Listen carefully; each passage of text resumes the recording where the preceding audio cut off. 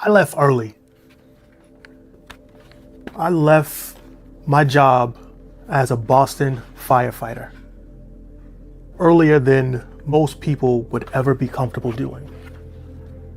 But I didn't just do it in a reckless way. I didn't just wake up one day and I'm done with being a firefighter. Because I loved this job. I still love this job. I love everything that being a firefighter, being a Boston firefighter, first in the nation, everything that represented. And like I said, I didn't do it recklessly.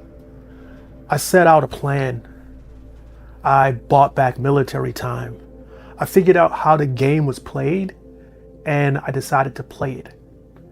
Because I ultimately knew what I wanted, and I've known what I wanted for a long time. And this job was great. It had a lot of responsibilities, a lot of respect. And in the city of Boston, I don't know about everywhere else, it was a well-paid job. It was an over 6-figure salary with overtime, all the other things you could do. And half the time, you're sleeping when you do it. So it's definitely the type of job that you didn't have to leave. It's a job that you leave, and if you are not kicked out, forced out, you do it voluntarily, you must have had something that was a bigger driving force than that job. And I did. And that's kind of what this whole story is about, this whole YouTube channel. And normally I would just do what I do kind of quietly, do it in my own head, do it on my own time. But I wanted to bring people along for the journey. And I've been thinking about that for a while. I wanted to bring people along when I actually got closer to the end destination, so I could look back and say, this is what I did and this is how I did it. But that just felt a little incomplete.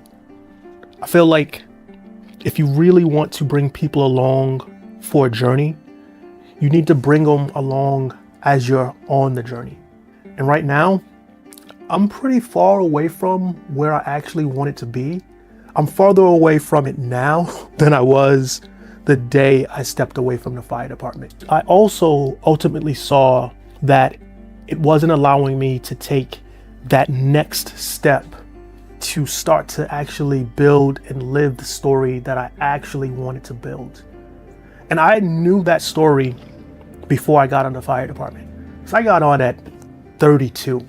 I wasn't one of the young kids that came straight out of the military and went to the fire department. So I had already known kind of what my journey was going to be, what I ultimately wanted to do. And I used a lot of what I was able to obtain in the fire department to help me along on that journey. It started, actually, it's hard to explain how and when it started. But I can remember the first time that I really had that calling for living in the mountains, living close to where you recreate. Because let me back it up. Ultimately, what I want to do is I want to live where I recreate. I grew up in the city. I love the city, but I want to be close to the things that I do that I enjoy. I don't want to have to load up the car, drive 3 or 4 hours to be where the goods are good. I want to walk out of my door and look around and say, those woods, that mountain, that stream. That's what I ultimately always wanted. And looking back to when I first really realized that was I was in elementary school, and one of my friends had a cabin in New Hampshire, and I got the invite. And I'm like, okay, no big deal. It sounds like something that's fun. Told me he had a 4-wheeler. I'm like, that sounds fun. I got up there. It was winter time. He showed me how to ride the 4-wheeler, rode me around a couple of times, let me ride it. Then as it happens when you are living something that you live all the time, you don't see the enjoyment in it. So he was cold, hands were cold, went inside, had some food. I could not pry myself away from riding around those cabins on that four-wheeler, cold hands, probably snot dripping down my face. But it was one of those things that I just knew. I'm like, this is fun. Now, riding your bike around the city, doing all those things as a kid, that's fun, that's entertaining, that's something that there's joy there. But that time in the woods in New Hampshire on that four-wheeler, that was where I realized that's where I ultimately wanted to be. But as most stories have, they have layers. And now that I'm a little bit older, looking back, I realized that that actually wasn't the first time that I realized the woods are where I wanted to be. Saying I grew up in the city, I grew up in the inner city of Boston, but right at the end of my neighborhood, there was a massive green space. It was Franklin Park.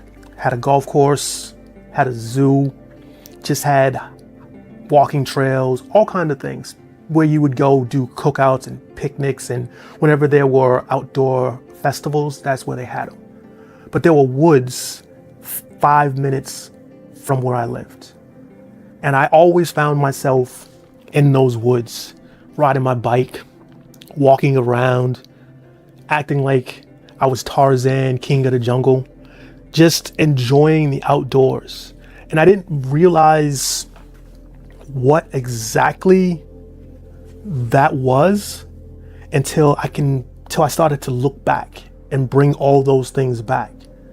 And I realized that there was a through line through all of that, and it showed up often. And you don't catch it when you're young. You look back and you reflect on it and you're like, you know what? This has always been my path. And once you start to see that, the responsibilities of your life can squash it, can hold it down, can make it something that you put on the back burner.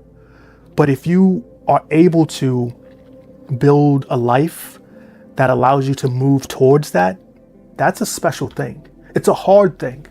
It's gonna take you a direction that most people at a certain age, with a certain level of responsibilities, with a certain income, are going to diverge from.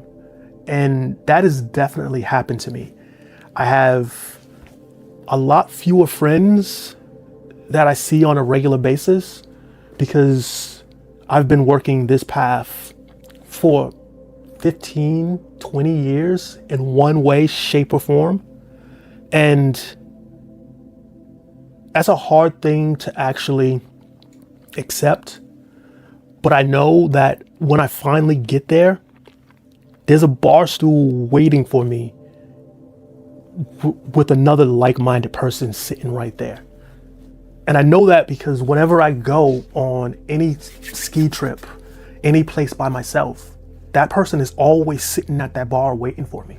If you ever really got a chance and you look back at those defining moments in your life, the things that actually give your story context, you're gonna see there are several points that are story started here, story developed here, story progressed here. And for me, the story really got good, starting with my close friend from high school. And that's kind of special, especially seeing as though I just mentioned how friend groups kind of came and went based upon the path that I was on.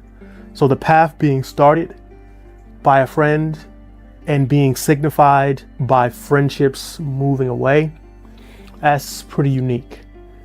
And it started off after high school, graduated, had a dead-end job.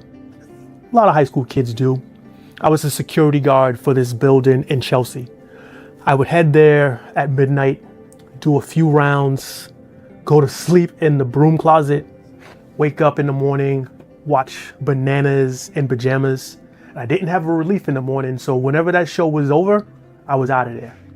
And one morning, after I had just gotten home, taking a nap, after just waking up, my best friend called me and said, I'm on my way to the MEPS building. I'm going to join the Army. And I told him, wait up, give me a half an hour. Half an hour, we met up, we went to the MEPS, we took our physicals.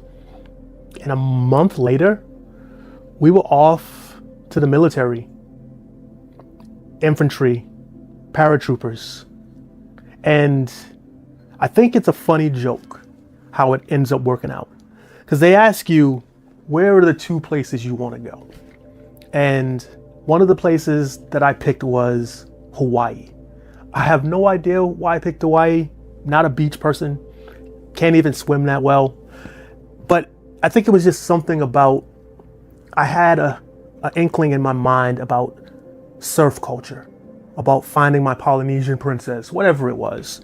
But I picked Alaska.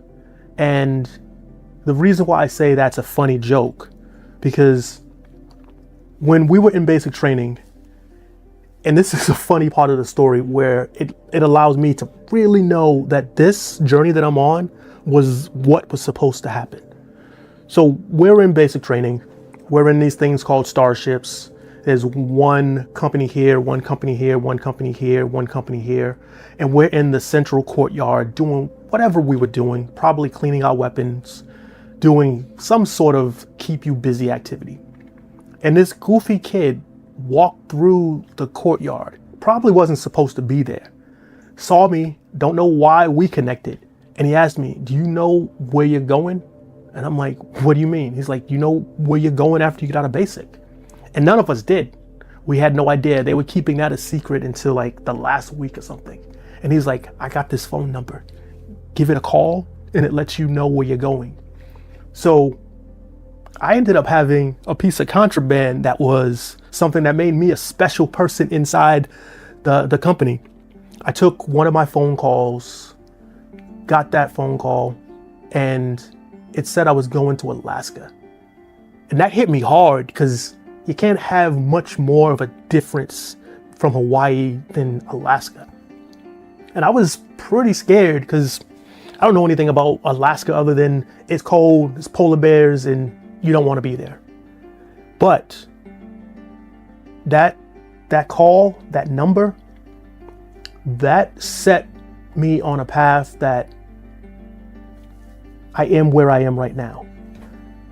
And I know I'm probably telling this story a little out of context, but the even bigger part of that story that let me know that Alaska was where I was supposed to be was because that goofy kid that gave me that phone number, when I got to my unit, not only was he there, he was in my company.